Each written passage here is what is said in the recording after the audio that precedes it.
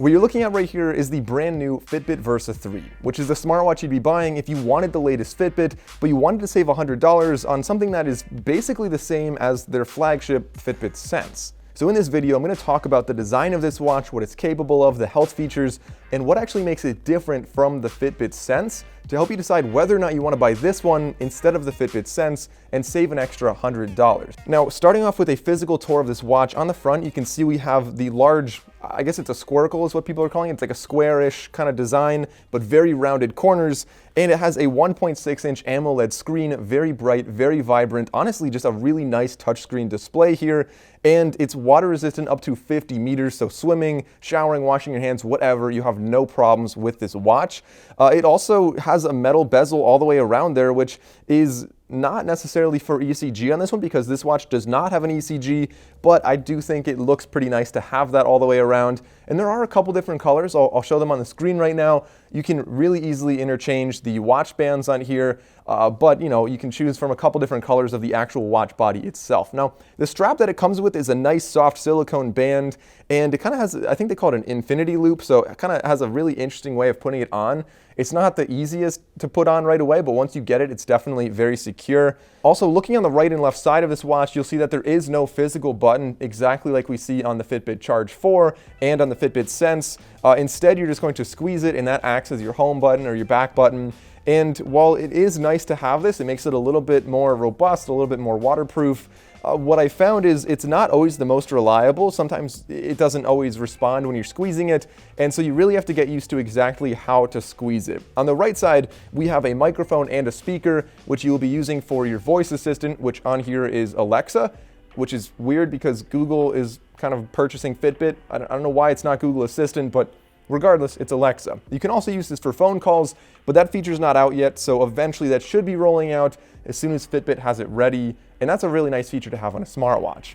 Now, looking at the back of this, we again have a huge array of different sensors for health tracking. I'll get into what it's able to do, and that's kind of the big difference between this and the Fitbit Sense. Like I said, I'll show you that later on in the video. Now, in a minute, I'm going to get into some accuracy tracking of the heart rate sensor and the GPS and the sleep tracking. But first, I want to talk about what health features this watch actually has, because like I said, this is a big difference between the Versa 3, which is $230, and the Fitbit Sense, which is $330. Now, starting off, they both have the same PurePulse 2.0 heart rate sensor, which is the newest Fitbit heart rate sensor. They claim it's going to be really good. If you saw my previous review, I'm going to show you that in a second with the accuracy testing. They also both have a skin temperature sensor. They both have SpO2 sensors, although what's interesting about that is you cannot actually see the SpO2 data unless you have Fitbit Premium, which is the premium version of their app. Again, I'll talk about that later on in the video. This has an altimeter, this has GPS for accuracy tracking, you can do period tracking on there, has a pedometer, and like I said, you have the heart rate tracking as well. So lots of different options for tracking your health, but let's get into some testing now to see just how accurate it actually is. All right, so looking at the heart rate accuracy, we have the orangish line right here is the Versa 3, and then the blue line is a polar heart rate strap, so we know that is accurate. And you can see right here, as is really typical for a lot of wrist-based optical heart rate sensors, it started off very low, so that's pretty common for watches. And then around minute 4 or 5 over here, it started to become much more accurate, and then it remained accurate until the end of the run when I picked up my pace. And you can see we have a meaningful difference here as well as here. That's about 8 beats difference right there. So it definitely was a meaningful difference there. But for the most part, I mean, it wasn't necessarily really inaccurate. It's going to be sufficient for your average runner, somebody just going for casual runs just to stay healthy. It's going to do a decent job of detecting how hard you worked.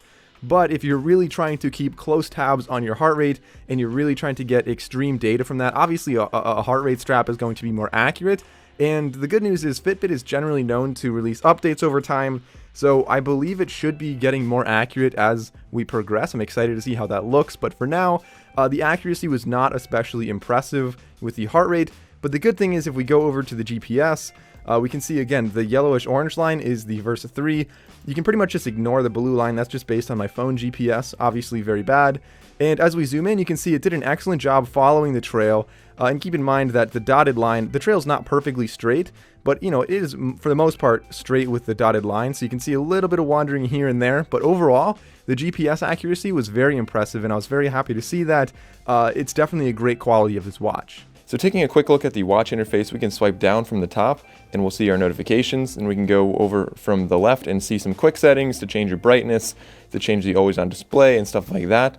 If we swipe over the other way, we see all of the different apps we have, and there are a lot that come preloaded on this device, but you can find a lot more in the Fitbit app as well. And then from the watch face right here, you can actually swipe up from the bottom, and this shows you about your day. So you can see just like how many steps you took, how many minutes you walked, stuff like that, how much water you drank if you logged that.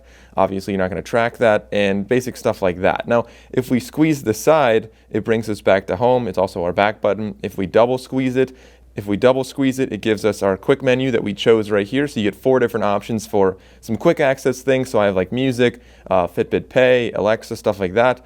And then if we press and hold the button, it'll open up whatever we chose. I chose to open up Alexa, and that's essentially the entire interface. It's very simple, very easy to use, and it really kind of just makes sense. So clearly there are quite a few health tracking features on the Fitbit Versa 3 here, but there are a few that are missing that we saw on the Fitbit Sense. So some of them include the ECG. You don't have an ECG on here. You don't have the EDA scan, which is kind of like how your body reacts to stress. You also don't have the stress score, so it's not going to be monitoring your stress, and you won't have the high and low heart rate alerts. So if your heart rate suddenly spikes up or drops, you're not going to be alerted on this device. So the good thing is anybody who is reasonably confident that they don't have any health complications and their primary goal of a smartwatch is to track their fitness with GPS and heart rate and maybe track their sleep and stuff like that, the Fitbit Versa 3 is really going to be the same as the Fitbit Sense. Now, if you are actually worried a little bit more about your heart health when you're not working out, when you're just looking for like the EDA scan from your stress, or you're looking for an ECG, then you would definitely be interested in getting the Fitbit Sense.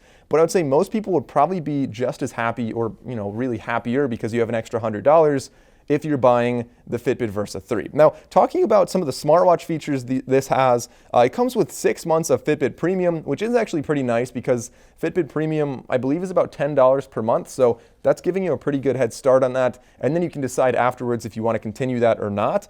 On top of that, you're also getting a lot of mainstream apps on here.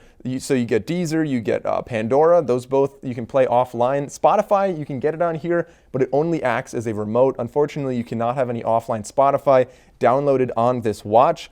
You also get really cool things like weather, Fitbit Pay, so you can go and pay for things with NFC on this watch. Probably my favorite feature on this watch, strangely enough, is actually the Smart Wake, where it essentially follows your sleep throughout the night as it's already doing, and you set your alarm in the morning, and it'll wake you up within a half hour prior to your alarm based on when your body is naturally best woken up. So you're not going to be groggy, you're not going to be all tired in the morning. Instead, you'll feel a lot more refreshed because you woke up at the right part of your sleep cycle. It's supposed to be a little bit more natural, and I definitely like that feature. Now, you have some other things on here. Like I said, you have Alexa, so you have your voice assistant. You can also have phone calls. That feature is actually not out yet, but regardless, there are quite a few smartwatch features on this device. All right, so getting into the pros and cons of the Fitbit Versa 3, starting with the pros, the first one I think is going to be the price. Now, the price of this is a little bit higher than last year's Fitbit Versa 2, but I think they added a lot of really nice features, and I really like the design of this. So you have some great things. You have GPS on here, you've got a speaker, microphone, just